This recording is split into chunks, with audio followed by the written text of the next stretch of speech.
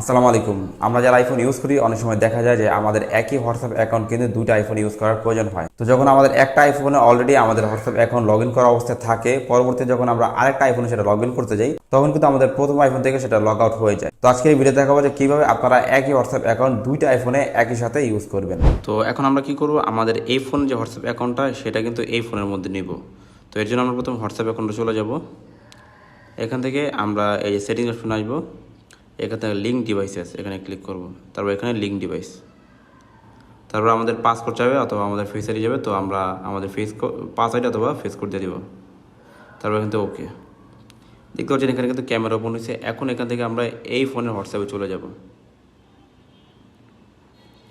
তারপর এখান থেকে এগ্রি অ্যান্ড কন্টিনিউ, এখান থেকে এই থ্রি ডট অপশনে ক্লিক করব। এখান থেকে লিঙ্ক আজ এই যে কম্পিউটার ডিভাইস এখানে ক্লিক করব। এখানে একটা কিন্তু এই যে কিউআর কোড চলে এসেছে। এখন এই ফোন দিয়ে আমরা স্ক্যান করব। স্ক্যান করা হয়ে গেছে, আমরা একটু ওয়েট করব। দেখতে পাচ্ছেন এখন কিন্তু আমাদের এই ফোনের যে হোয়াটসঅ্যাপ অ্যাকাউন্ট সেটা কিন্তু এই ফোনে ট্রান্সফার হচ্ছে। এই ফোনে থাকবে, এই ফোনেও থাকবে। এখন আমরা যদি মেসেজে যাই, দেখতে পাচ্ছেন আমাদের এই ফোনে কিন্তু হোয়াটসঅ্যাপ অ্যাকাউন্ট আছে, আর এই ফোনের হোয়াটসঅ্যাপ অ্যাকাউন্ট কিন্তু এই ফোনেও চলে আসছে। তো এইভাবে কিন্তু আপনাদের একই হোয়াটসঅ্যাপ অ্যাকাউন্ট আপনারা দুইটা আইফোন ইউজ করতে পারবেন। অনেক সময় দেখা যায় যে আপনার এই ফোনে যে হোয়াটসঅ্যাপ অ্যাকাউন্ট আছে, এখন আপনি যদি এই ফোনে লগ ইন করতে যান আর সেই নাম্বার দিয়ে যদি লগ ইন করেন তখন কিন্তু এই ফোন থেকে আপনার লগ আউট হয়ে যাবে। আর আপনি যদি এই পদ্ধতিটা ইউজ করেন তাহলে কিন্তু আপনি একই হোয়াটসঅ্যাপ অ্যাকাউন্ট এই দুইটা ফোনে ইউজ করতে পারবেন।